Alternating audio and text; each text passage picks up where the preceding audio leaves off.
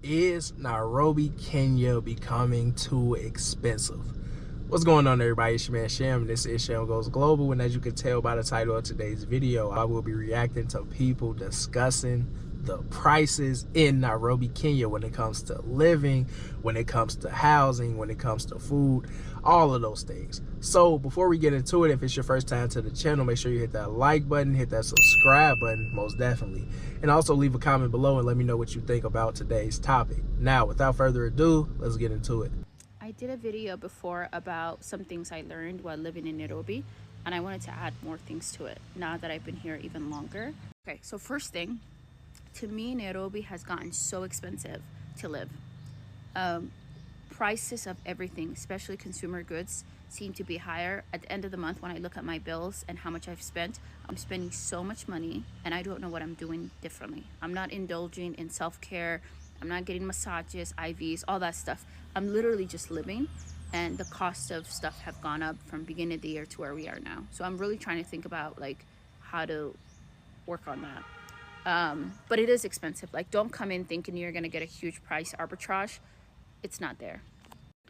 The second one that I've noticed is kids are always on holiday here. So if you're a parent, you're putting your kids in school, you're spending a lot of money to take them to school, it seems like every month they're off a week, an average. So if you average out what the year looks like, just assume it's a week a month. Sometimes it's 2 weeks. A lot of schools take midterm breaks, this break, that break. So a lot of kids tend to be home for larger periods of time than what I'm used to being from the States.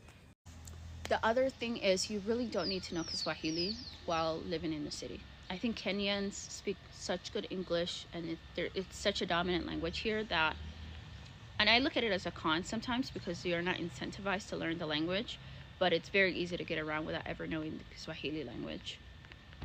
The last thing I'll add for today is you can find many of the products that you would find in the States and abroad here. I wouldn't be stressing about hair product, face product. I do think there's a lot of things that are becoming available. Sometimes it's just finding out where they're sold and where are the authentic items. And sometimes you pay a little bit more price for them, but that's life.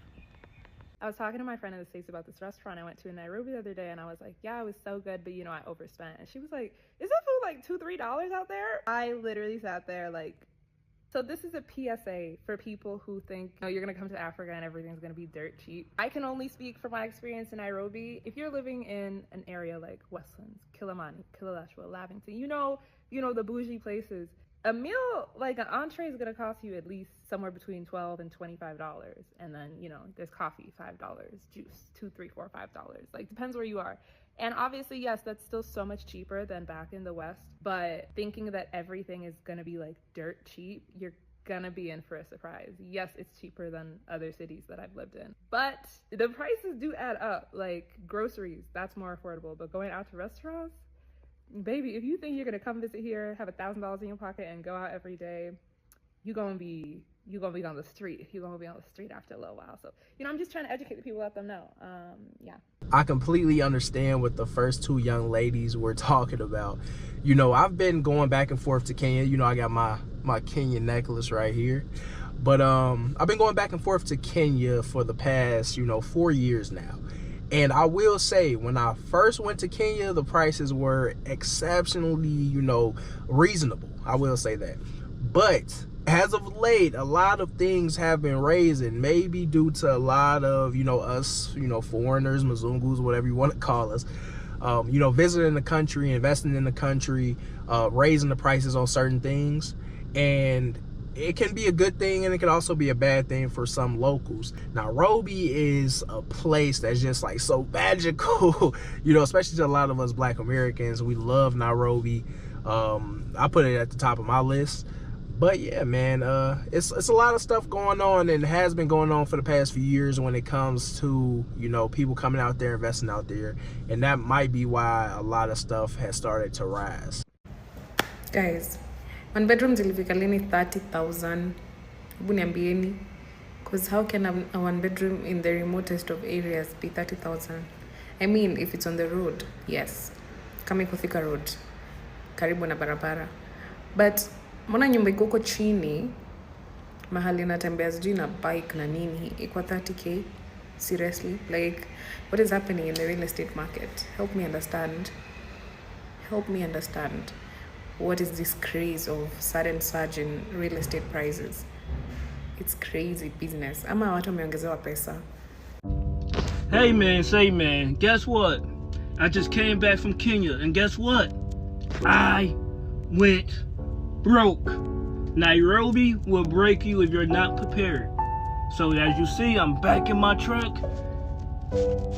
I gotta try to make some money because the money you spend in Kenya goes by quick if you don't pay attention.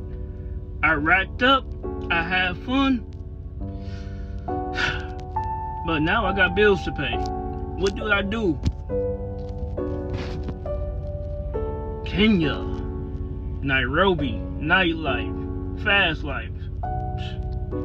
Don't let them fool you. Don't let them say that Kenya is cheap. Africa is cheap. It's expensive. Get back at me in the comments. All right, so this one definitely hits home. As some of you know, I kind of went viral for blowing 5,000 in 3 months. But this guy right here is claiming that he blew 7,000 in 3 weeks. And I only got one question. What were you doing? What were you doing, bro? Because I felt like I was blowing money fast with 5K for 3 months, but 3 weeks and 7,000? Nah, dog. You had to be just literally going to the club throwing money or something. I don't know how you spent that in 3 weeks, man. But yeah, it does happen to the best of us, man. You know, sometimes when you having fun, you're not really thinking about what you're spending. You just, spend it. You got to be cautious sometimes because you could be in his position. You could be in the position that I was in for a little bit. And man, I'm telling you, it's not a good feeling. It's not a good feeling at all. Well, with all that being said, it is your man Sham. This is Sham Goes Global. I appreciate you guys for watching all the way to the end. Make sure you hit that like button, hit that subscribe button before you go. And also leave a comment below and let me know what you guys think about the prices in Nairobi, Kenya. Is it becoming too expensive? Is it, moderate? Or you just don't give a damn? Let me know. And with all that being said, I'm going to see y'all on the next one. Thinking about traveling to Kenya? Don't worry, I got you covered. I created the ultimate Kenya travel guide so you don't have to waste any more time, money, or energy. With my travel guide, I detail the best airlines, safest neighborhoods, top Airbnbs, best restaurants, best malls, and the best nightlife spots. I basically give you the ins and outs on travel to Kenya, so definitely check it out. The link is in the description below.